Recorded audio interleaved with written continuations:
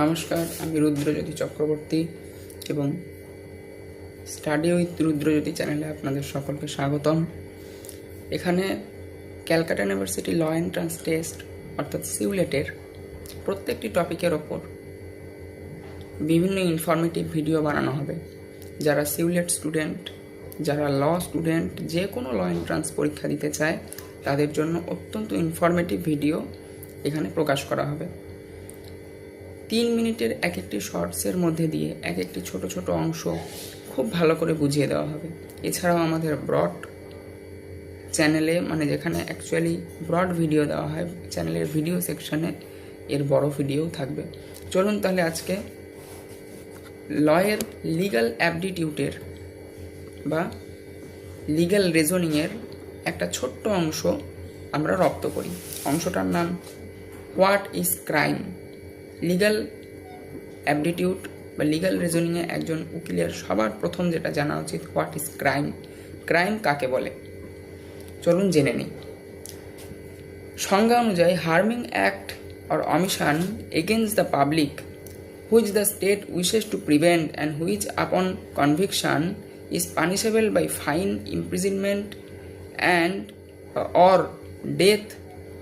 No conduction constitutes a crime unless it is declared criminal in the laws of the country.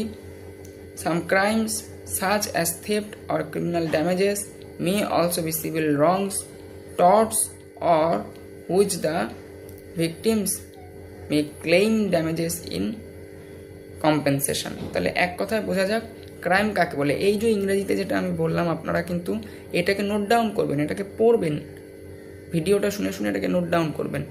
এক কথায় বুঝিয়ে দিলে, যদি এক কথায় জিজ্ঞেস করে ক্রাইম কাকে বলে, what is crime, harming act or omission.